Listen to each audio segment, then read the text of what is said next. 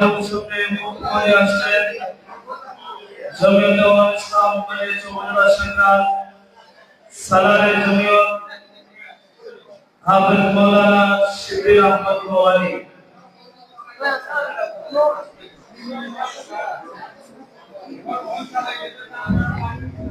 أحمده وأصلي على رسوله الكريم أما بعد فأعوذ بالله من الشيطان الرجيم بسم الله الرحمن الرحيم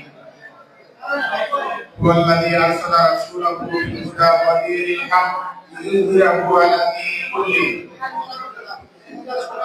وقال النبي صلى الله عليه وسلم يد الله على الجماعة জমিয়ত উলামা ইসলাম বানিয়াচুন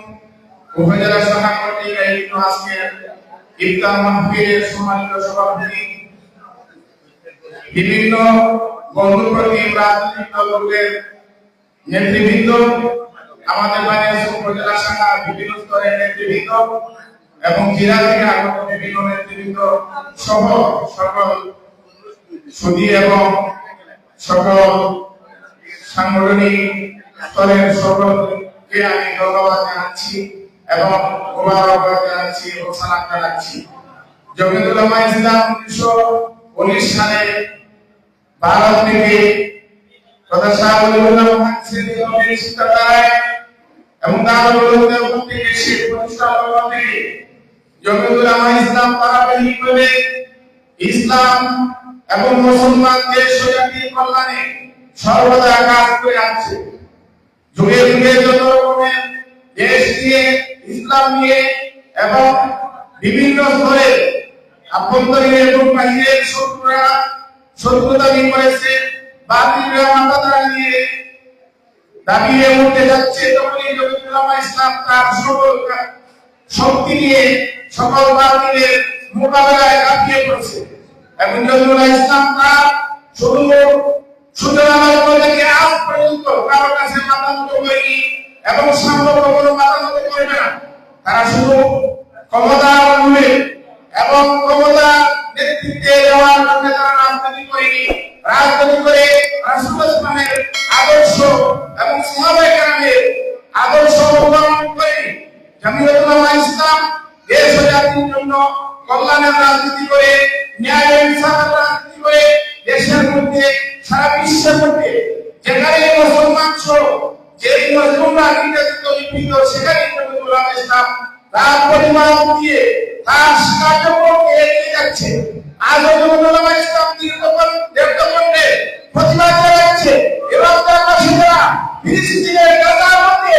সারা বিশ্বে ইহুদি নির্যাতিত নিপীড়িত ইসরায়েল কর্তৃক যারা নির্মমভাবে করছে তাদের প্রতিবাদ জানিয়ে সারা বিশ্বের নেতারা যারা আছে, মুসলিম রাষ্ট্রপ্রধান যারা আছে, যারা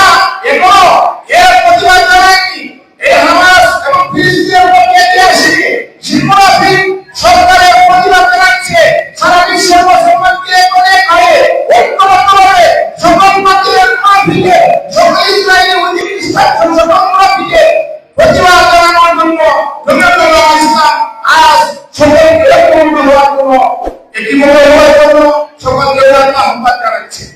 জমিয়ত উলামা ইসলাম সকল ইসলামী রাজনৈতিক দলগুলোকে নিয়ে সামনে শিশাকার প্রাচীরের ঐক্যবদ্ধ করে ইনশাআল্লাহ আগামীতে তারা জমিয়ত উলামা ইসলামের নেতৃত্বে এই বাংলাদেশে সরকার গঠন করবে এই আশাবাদ ব্যক্ত করে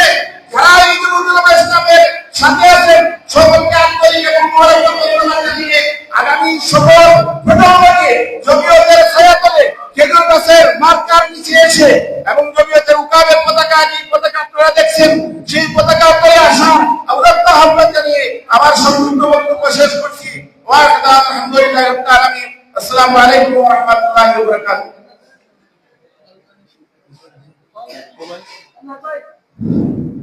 জমিয়তের দাওয়াত, জমিয়তের পয়গাম, আল্লাহর জমিন আল্লাহর নিজাম, সেই স্লোগানকে ধারণ করে জমিয়ত উপমহাদেশ সহ সারা বিশ্বে প্রায় বেশিরভাগ দেশে জমিয়ত রাজনীতি করে আসছে। সেই রাজনীতি চিন্তা চেতনায় বাংলাদেশেও জমিয়ত রাজনীতি করতেছে এবং ভবিষ্যতে করবে ইনশাআল্লাহ। এরপরে আমাদের সামনে তো ন্যায়ের প্রতি অবিচল Slogan TV at the present.